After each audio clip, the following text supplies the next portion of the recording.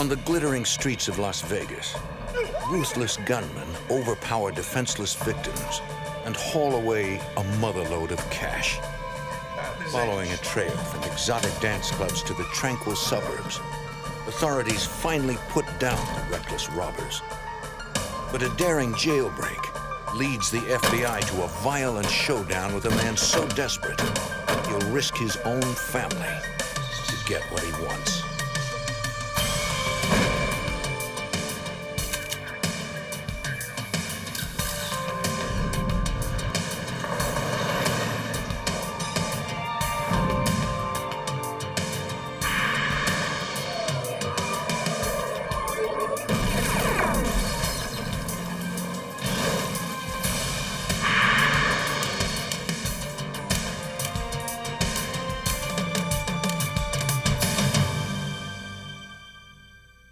In Las Vegas, a gang of robbers target an ATM repository and hit the jackpot.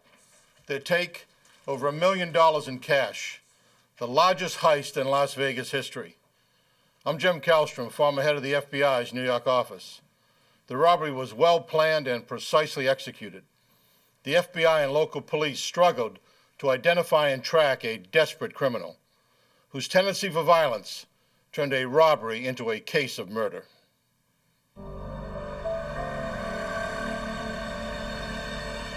Las Vegas, a gambler's paradise, where even criminals sometimes try their luck. On the night of December 21st, 1998, a Las Vegas couple and their 18-year-old sister-in-law prepare to go to work. The family owns a janitorial service that cleans commercial buildings. Suddenly, two masked gunmen rush up and force them inside their own van. For the cleaning crew, an ordinary workday has just become a night of terror. The gunmen blindfold and tie up their three captives.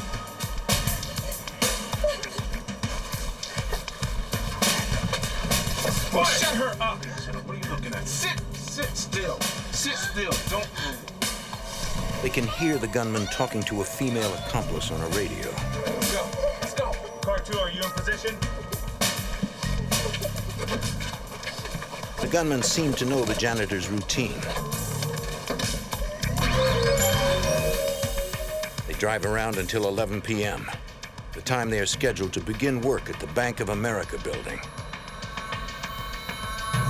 The gunmen even park where the janitors routinely park their van. Get out. Let's go. Your feet down. Let's go, girl. Get out of here. Next. The building is Bank of America's central ATM repository in Las Vegas. Let's go. Cash from 1,200 automated teller machines, often totaling more than $1 million, is delivered there each night. The gunmen force the janitors to use their key card and access code to unlock the door. This bypasses the bank's alarm system. Get in there. Get in there. Let's take it. Get over there. Come on. Sit down. Sit right there. Sit down. Look, turn around. Turn around.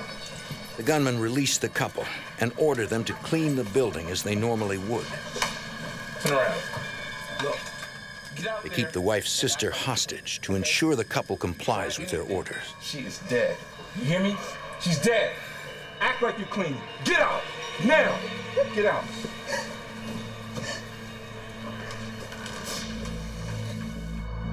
At 11:30 p.m., an armored car arrives to pick up the night's cash deposit. Following a standard security protocol, the two guards first call the bank security company to ask if there have been any unauthorized entries. We're checking out the parking lot. The only thing. The alarm company reports that the only people inside are the janitors.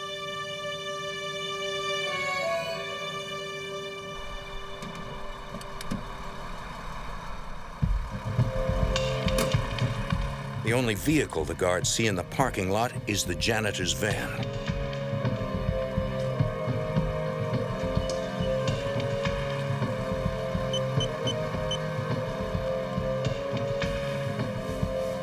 Inside, everything seems completely normal.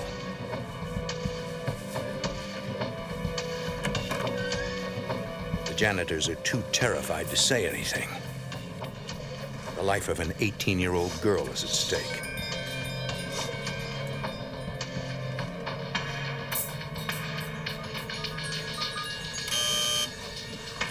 The guards open the vault containing $1,088,000, shrink-wrapped and ready for pickup.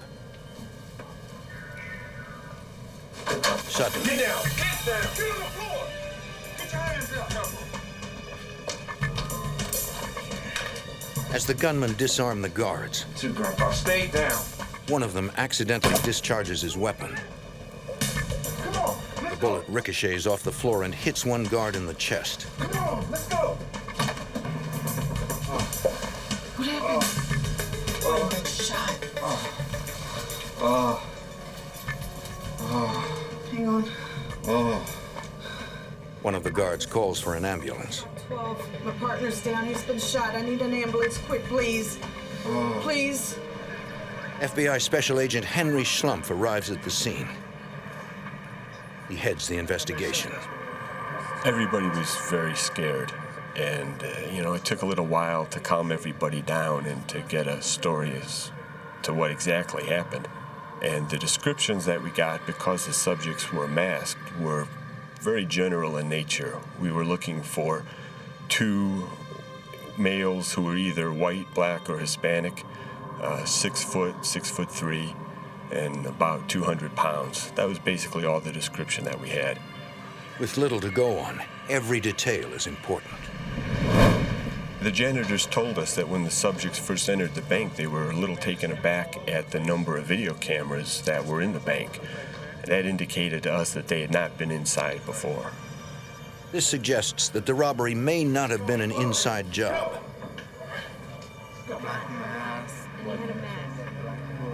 Agents interview a truck driver who witnessed the robbers leaving the depository. Turned over to here, looks like two guys just... The truck driver was making a late-night delivery to a nearby store. He saw two men run out of the depository and throw some bags in the back of a white Chevy S10 pickup truck. And they just took off in that direction. Authorities begin searching for the getaway truck. I put out the announcement for all responding units to look for a white Chevy S10 pickup truck. It wasn't very long after that the vehicle was found about a quarter of a mile from the depository, just parked on a residential street. Investigators run the truck's plates. Ironically, the truck is a police maintenance vehicle that was stolen from a Las Vegas Metro Police lot 1 week earlier. Investigators begin questioning neighbors, including a woman whose home is closest to where the truck is parked. She hadn't seen anybody get out of the pickup truck, but earlier in the evening, there had been another truck parked in the same place. And she described that as a white GMC dually, which is a pickup truck with 4 wheels on the back axle. Agents believe the woman saw the robbers switch vehicles, a common MO for bank robbers. They issue an APB for the white GMC truck. Hours later, they receive the welcome news that the wounded guard has undergone surgery and will survive. The next day, the bank determines that a total of $1,088,000 has been stolen. To date, it is the largest bank robbery in Las Vegas history. Although FBI agents believe this was not an inside job, they cover all their bases by interviewing the armored car guards and all bank employees. We didn't have a lot to go on. We ended up interviewing everybody who worked at the branch and everybody who worked at the armored car company and polygraphing some of them. Although agents do not find any new information, they do rule out the employees as suspects. Thank you. The subjects who committed the robbery could have found out everything they needed to find out by following the armored truck around and following the guards around. And we surmised early on that that's probably exactly what they did. With the investigation running out of leads, executives from Bank of America and the Armored Car Company decide to offer a reward for information leading to the arrest and conviction of the robbers. Agent Schlumpf advises them on how large the reward should be.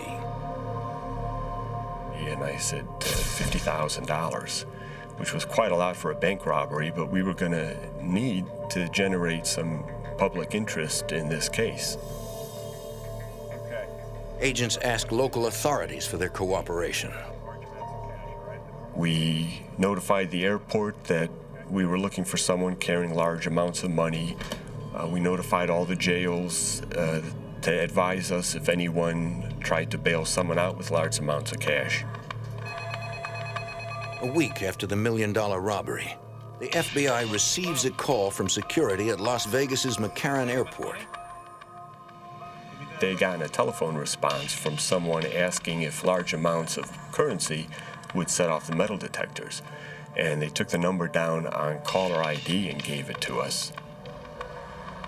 Investigators use a reverse telephone directory to find the caller's address. Agents set up surveillance on that address, a home in the suburbs of Las Vegas. There were people going in and out of the house about every half hour. Someone would arrive and someone else would leave. But it's curious, and I kind of like to know what's going on.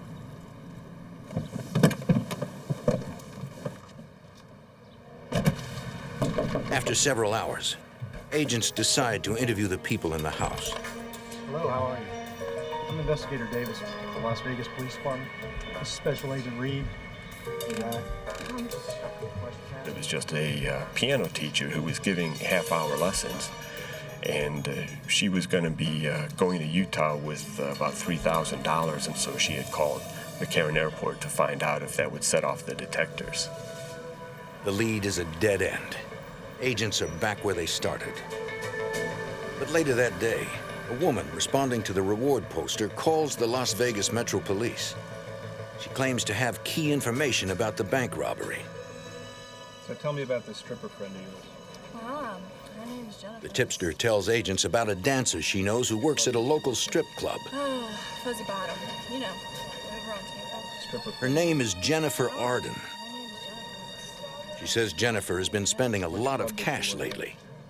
He was able to give us a telephone number. We traced that number to a rented trailer. The FBI sets up surveillance on the trailer. Agents watch for any clue to the identity of the two gunmen or the location of the stolen $1 million. In a matter of minutes, a white GMC truck pulls into the driveway. It's the same make and model the robbers used as their getaway vehicle. Agents run the license plates. According to the Department of Motor Vehicles, the truck is registered in Las Vegas to Timothy Blackburn.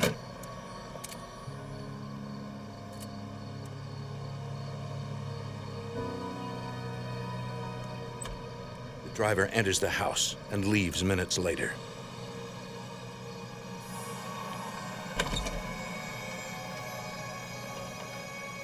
The surveillance team immediately notifies Agent Schlumpf.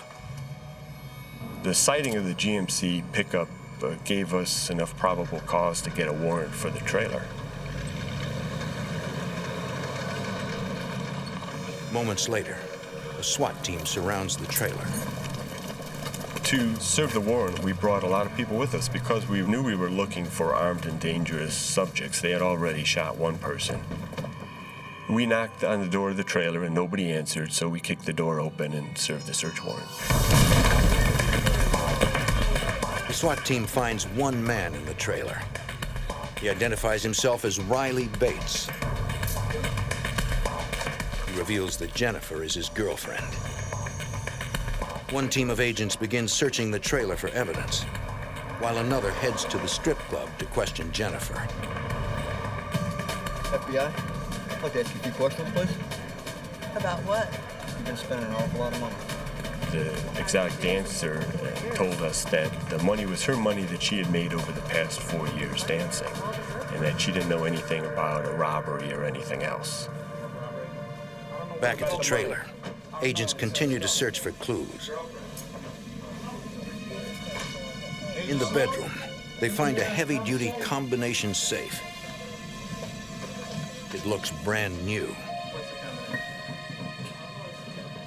The trailer was filled with trash, and it was not the kind of place where you would expect anybody with any money to be living. And yet here they had this brand new safe they had bought. What's the combination? Riley claims the safe belongs to his girlfriend, and only she knows how to open it. We'll find out.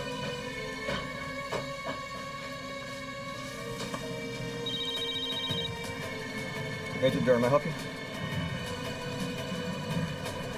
Jennifer, what's the number to the combination of the safe in The your cell? agent asks Jennifer for the combination, It's not my safe, it's my boyfriend's. but It's not she my says safe. Riley How would has I know it. the combination? Do you hear that? She said she doesn't know what the combination to the safe is. The safe belongs to her boyfriend. So we go back to He Riley says it's Bates yours. and tell him that his girlfriend said he had the combination, so then he told us the combination. Yep, that's it. Inside the safe, the FBI finds $50,000 in cash and bags of marijuana. I told you, man, I was selling pot. Pot? I told you. Riley insists that he made the money by selling marijuana and claims he knows nothing about the robbery. Agents strongly suspect he is lying. But with over $1 million missing, where is the rest of the money? Las Vegas, December 1998. A team of violent bank robbers shoot an armored car guard and flee with more than $1 million. A tip leads the FBI to a rented trailer and a brand new safe containing $50,000. Bunch of cash in here. Jennifer Arden, an exotic dancer, claims she earned the money dancing. Her boyfriend, Riley Bates, says he made the money selling marijuana. You're safe. What's the Now agents must find the rest of the money. Come on, let's get it. Over $1 million in cash. The FBI calls in one of their top interviewers, Special Agent Brett Shields, to try to get the truth from Riley. Where's that money from? You're getting a lot of trouble here. We tried to remove him from his comfort zone and took him out to my car where he's a little bit more on edge rather than at the comfort of his own home. Selling pot. Yeah. You're gonna get in a lot of trouble here. Yeah, Riley Bates was a shifty little guy. He knew he was in a tough position because we'd found the money in the trailer. He tried to maintain that it was profits from the marijuana that was found in the safe. It wasn't believable that he was that successful and he's still living in a single wide trailer. You're gonna be in a lot of trouble here. You know that? I don't know what you're doing selling pot. We had gotten convinced that we can help him out on the marijuana charges and he doesn't want to get tied up into the $1 million bank robbery. He said, I didn't commit any robbery. So now Agent Shields and I know, we're probably about 2 questions away from finding out who did. So we said, okay, Riley, you didn't commit the robbery, but I believe you know who did commit the robbery. And he said, my brother Robert and his friend Tim. It's my brother and his friend Finn. Really? Yeah. Well, where is Tim right now? I don't know where they are right now. Riley claims that he doesn't know where his brother Robert is. Where are they? But I don't know where they are. But inside the trailer, agents find gaming chips and receipts from the Luxor, a casino on the Las Vegas Strip. So we sent a couple agents to the Luxor, and they contacted management, and sure enough, Robert Bates was staying there.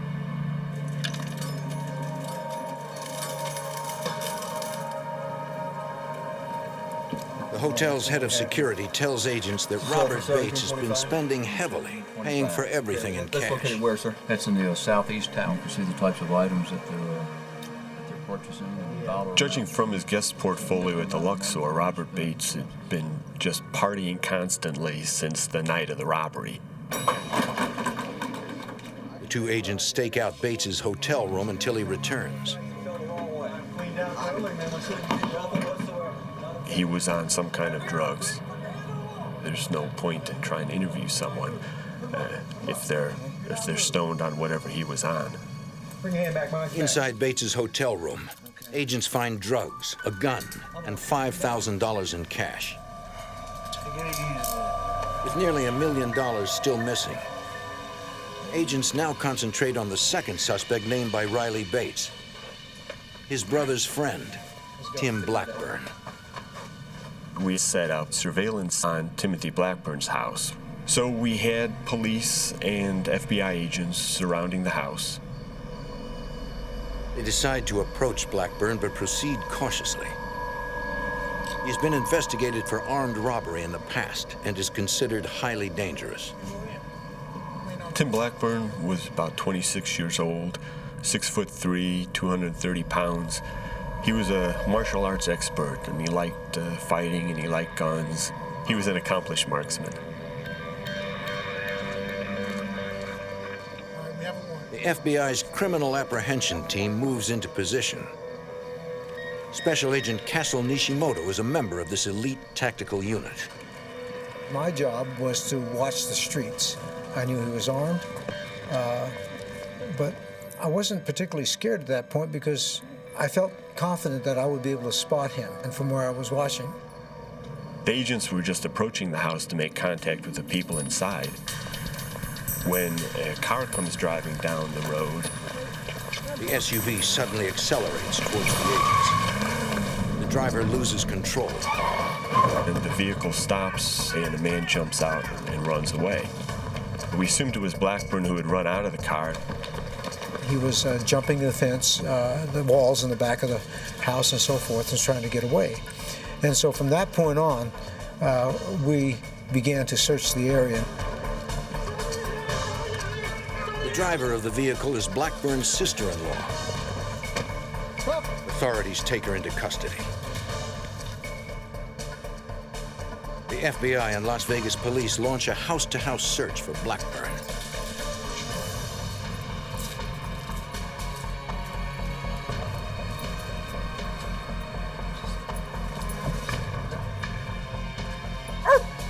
Two blocks away, a canine unit picks up the fugitive's scent.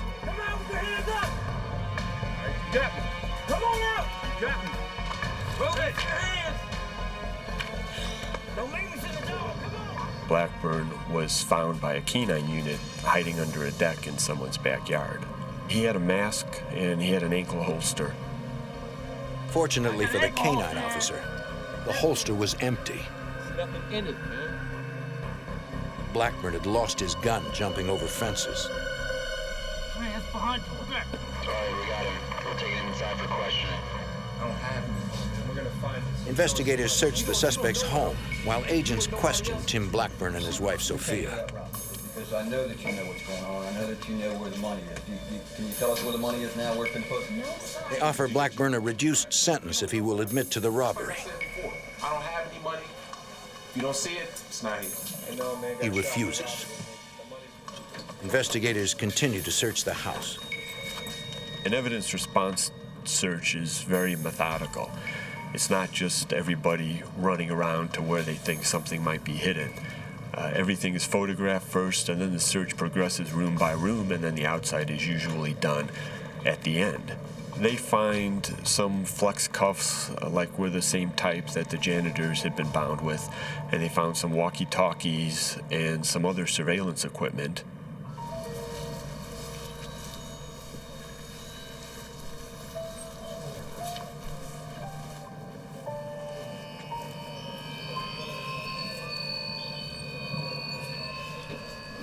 I got something here.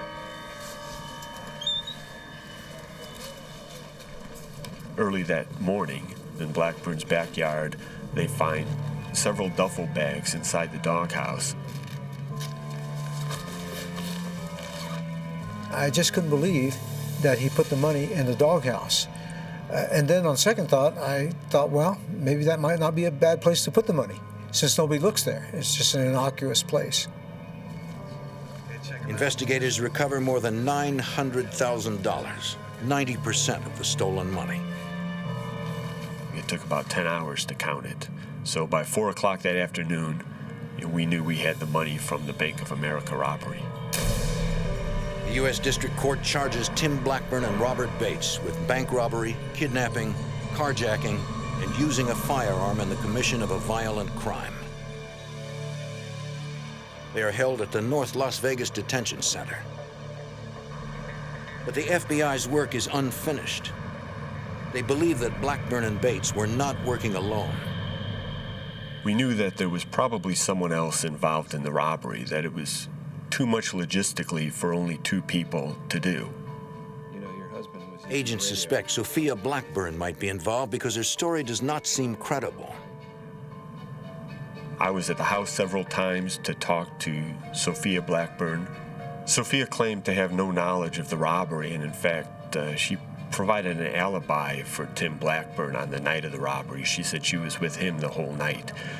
She couldn't account for the money that they found or the other items that were in the house. She was worried because her husband was in jail and she had 2 young daughters to raise herself. So she was claimed to be cooperative, but she would have these stories that were in no way even close to plausible. But that's what she was going to stick with. And, there was not going to be really any way to talk her out of them.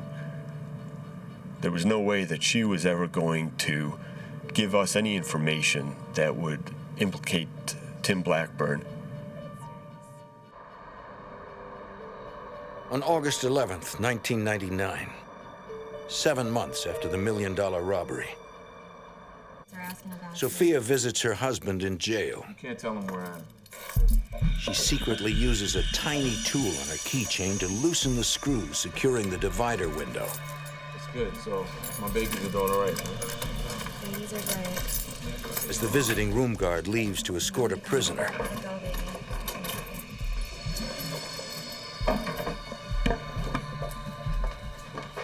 Blackburn removes the bulletproof glass.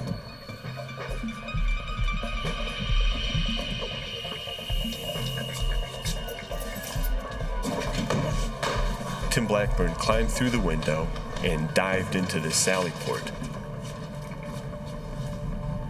The one door closed and the second door opened before anybody realized what he had done. As soon as the second door opened, he was just climbing over everybody in the sally port and he ran outside. Sophia retrieves a gun she had hidden earlier and tosses it to Blackburn. All the alarms are going off, and guards outside knew that there was a jailbreak. As the Blackburns try to get away, they face startled guards in a violent shootout. August 11th, 1999. Timothy Blackburn, accused of the biggest bank robbery in Las Vegas history, breaks out of jail with the help of his wife, Sophia.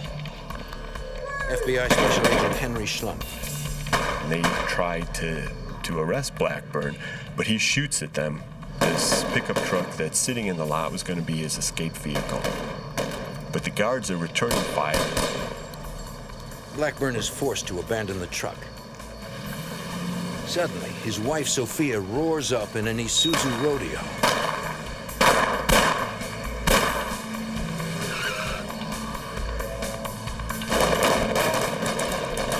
In a matter of seconds, they are out of range.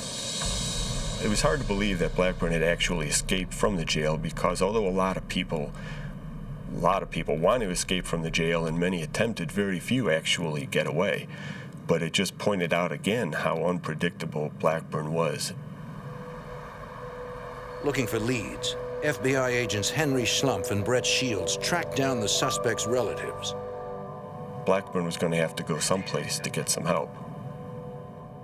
Agents check out an apartment building where Blackburn's sister-in-law lives. Parked out front, they find the same Isuzu Rodeo used in the jailbreak. They run the plates and discover it belongs to Blackburn's wife, Sophia. We see the truck in the parking lot. So now our heart's racing just a little bit more. Adrenaline's pumping. Since he was in federal custody, it falls under the U.S. Marshal's jurisdiction as well. So I called some Marshal friends of mine. We're sitting on this truck, not knowing if he's going to come back out to this truck, and we're going to have a confrontation right there before the Marshals get there.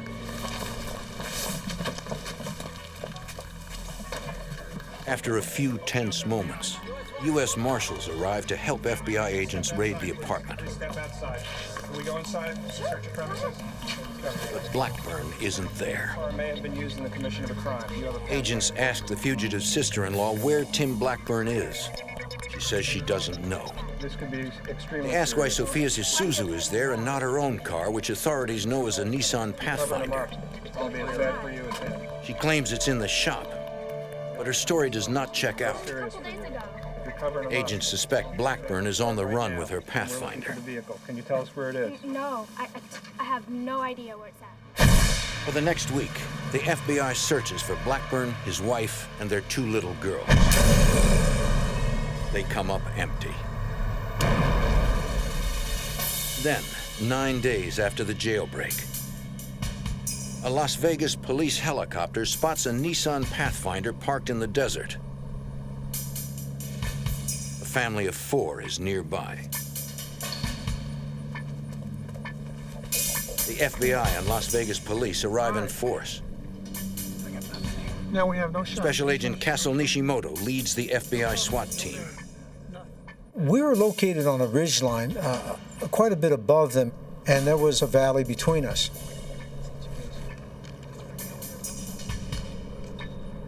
We can see some people about half a mile away, too far away to identify them.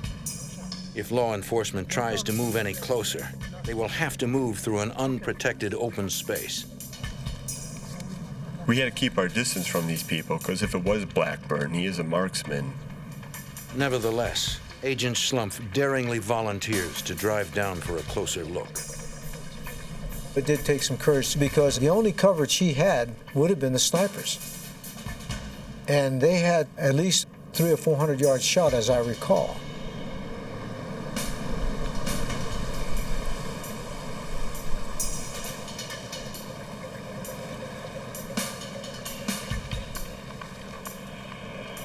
As Agent Schlumpf gets nearer, he can finally make out faces. I could recognize that it wasn't Blackburn. It wasn't anybody who we were looking for. Authorities have hit another dead end. But Agent Schlumpf also realizes that authorities cannot continue to respond on such a massive scale. There must have been 100 vehicles in this valley. All the SWAT vehicles and evidence response team vehicles and police cruisers. And I'm thinking to myself, you know, we can't be doing this every time someone says Tim Blackburn. I mean, nobody's got the resources and we're going to burn ourselves out. The next night, law enforcement pursues the dangerous fugitive with every available resource. We had about 40 agents, police, marshals, Henderson Police Department, detention center people. We got everybody together, and we divided up into teams. And what we were going to do was interview every one of Blackburn's associates, search every house, find every vehicle that he could possibly have access to.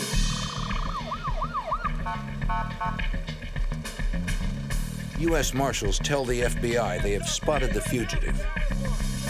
We arrive right as they're taking down what they believe is Tim Blackburn. I could tell right away it wasn't Tim Blackburn, it was his brother. His brother is a younger, slightly smaller version of Tim Blackburn, very similar in appearance. As we're IDing him, what we notice is that his driver's license was brand new. He had just gotten it the day before. So we asked him, well, what happened to your old license? On the hood. Blackburn's brother claims he lost his license. But agents suspect he gave it to the fugitive to use as a fake ID. In the car, agents find a note from Tim Blackburn. In it, he asks his brother to get him some money. A man who once had $1 million in his possession now needs a loan to survive. We decided to arrest him for aiding and abetting a fugitive. So that's what we did. We arrested Tim Blackburn's brother. Authorities also arrest Blackburn's sister-in-law for lying to federal authorities when she said her Nissan Pathfinder was in the shop. With 2 of his family members in custody, agents develop an ingenious plan to lure Tim Blackburn into the open.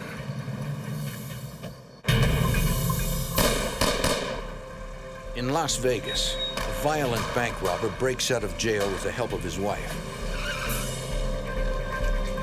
After 3 days of eluding authorities, agents decide to turn up the heat on the dangerous fugitive. One of the people we wanted to talk to that night was a close friend of Blackburn's who worked as a bouncer at a local gentleman's club. Most people who knew Blackburn either liked him or were afraid of him, and neither opinion was really conducive to providing information to us. His friend was really no exception. He didn't want to tell us anything, but eventually what he told us was that Tim Blackburn had called him at the time he was escaping. Blackburn had called up and said, I'm out, and this friend could hear the sirens and stuff in the background. You're the last guy that we know of. So I told this friend, you are the last person who Tim Blackburn talked to that we know about, and I think he's going to call you again.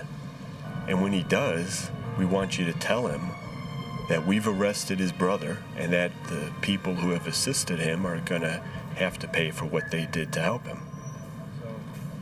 This putting pressure on Blackburn was an effort to try to get him to realize he couldn't really escape, to get him to turn himself in wherever he was at. The next morning, this friend called me up and told me that, sure enough, Tim Blackburn had called him again, and that he had told him that I'd arrested his brother and his sister-in-law. And, I asked him what did Blackburn say, and he just said he was mad. 2.5 weeks after the jailbreak, FBI agent Henry Schlumpf learns that Blackburn may have returned to Las Vegas. I got a phone call from a Las Vegas SWAT officer. He had just met someone who gave him some information regarding Blackburn's whereabouts in Las Vegas, which to my mind was doubtful. I doubted Blackburn was in Las Vegas. But I asked the officer to ask this fella if he knew the names of Blackburn's daughters. And sure enough, this informant did know the names, so at least we knew he did know Blackburn. The informant claims Blackburn is staying at a motel that caters to long-term guests. Agent Schlumpf and 2 Las Vegas SWAT officers rush to the location.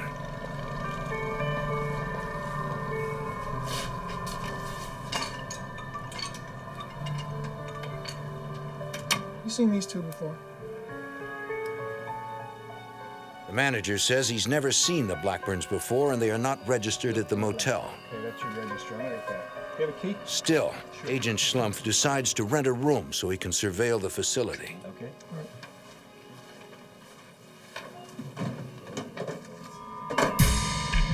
SWAT officers call in the license plates of every vehicle in the parking lot. None of them are reported as either stolen or owned by any of Blackburn's relatives. The motel tip is beginning to look like another false lead. The FBI does not give up. They begin checking every apartment. So what we decided to do was to perform a ruse. We would have a complex security guard just start knocking on doors and notifying the residents of noise complaints. I'm there watching, and the door opens, and Sophia Blackburn comes out to talk to the guard. I couldn't believe it. There she was. She looked happy and smiling and well-rested, better than I'd ever seen her. She did not look like she'd been on the run for 17 days. Suspecting that Blackburn is hiding in the apartment, Agent Schlumpf calls for immediate backup. The criminal apprehension team in Las Vegas SWAT arrive within minutes. SWAT responded right away.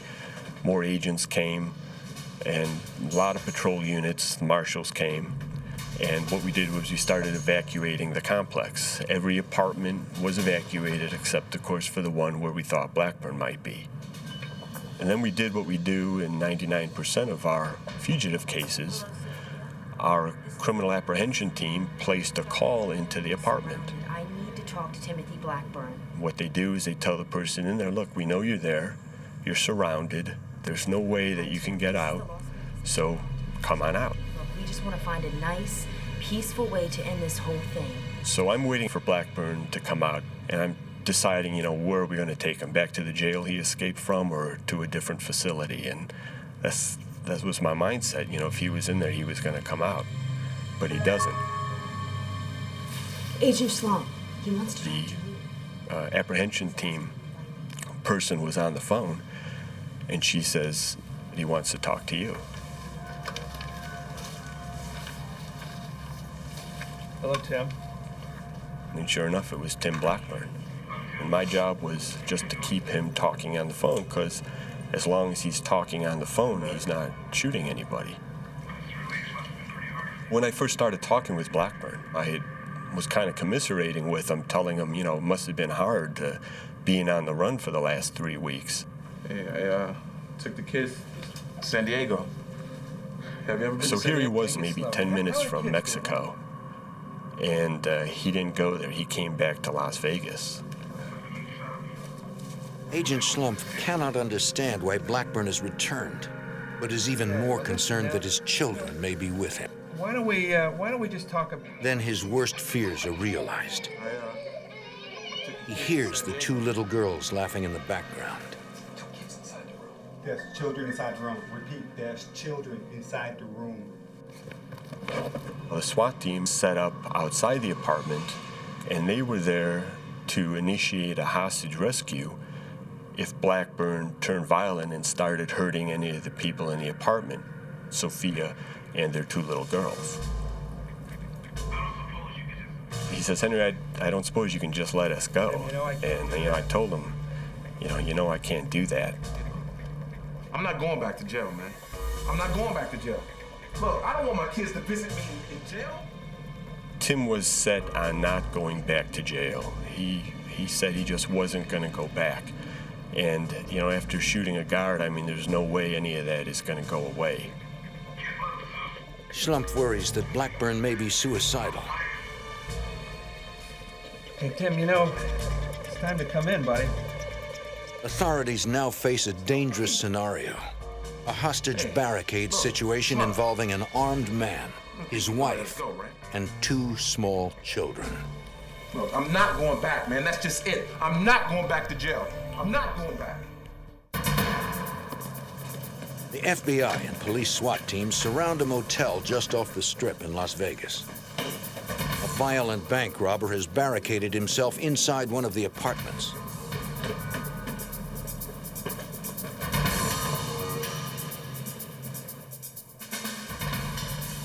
I'm not going back, man. Tim Blackburn is armed and emotional. Inside the room with him are his wife, Sophia, and his two daughters. Oh, you came back. FBI agent Henry Slump tries to talk the desperate man into surrendering. Come on out. Although negotiators are present, Blackburn refuses to talk with anyone but Agent Slump, who months earlier had arrested him for bank robbery. I'm not going back to jail, man. I don't want my kids to visit me in jail.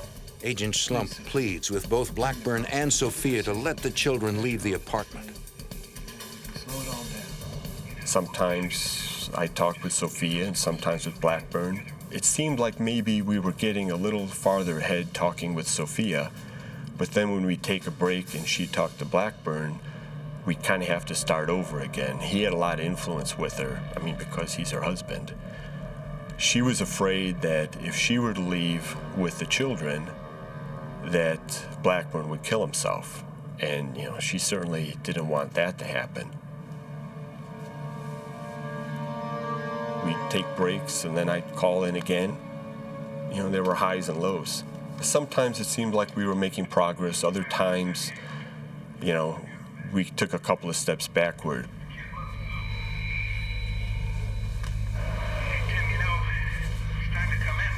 So, Henry, what's the best place to shoot myself in the head, huh?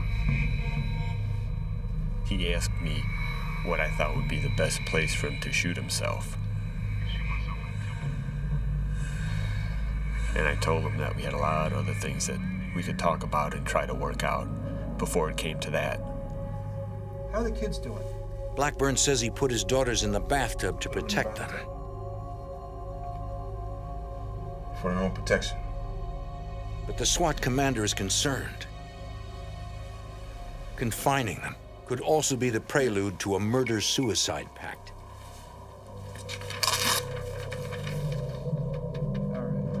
The SWAT team prepares to blow the door in case they need to rescue Sophia and the children. The SWAT team placed an explosive charge on the door, an entry charge, so to be able to breach the door very quickly if they needed to.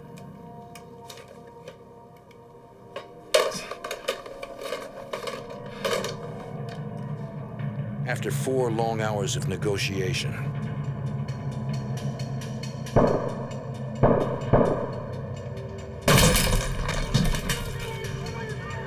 they had to go clear to the back, into the bathroom, to try and rescue the children. And in this case, seconds, fractions of seconds count. They got there just in time to see Blackburn falling down from a self-inflicted gunshot wound.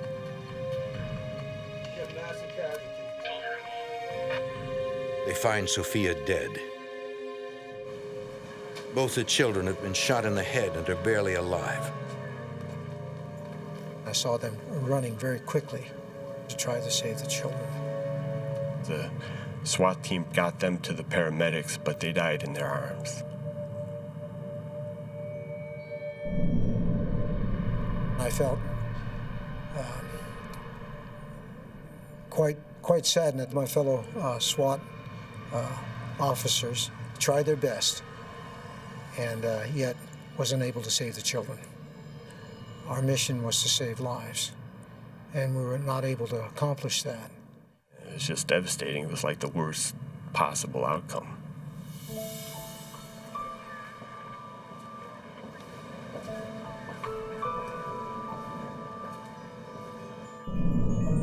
The coroner later determines that the shots that killed Blackburn, Sophia, and their 2 little girls were all fired by Blackburn himself.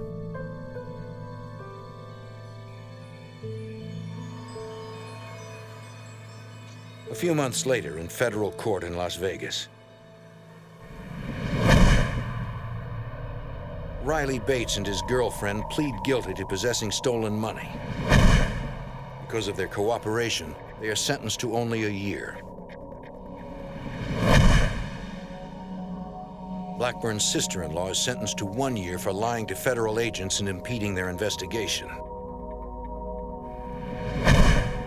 Robert Bates pleads guilty to bank robbery and is sentenced to 24 years in prison. Today, Agent Henry Schlumpf has made his own peace with the tragic events caused by Tim Blackburn. He's ultimately responsible for everything that happened. He came back to Las Vegas to do exactly what he did. He came back to die. I don't think he was gonna ever come out of that apartment or let anybody else come out of it either. Las Vegas law enforcement will never forget the deaths of 2 innocent children. For them, the Blackburn case is all about lost hope and the tragedy of a desperate agenda.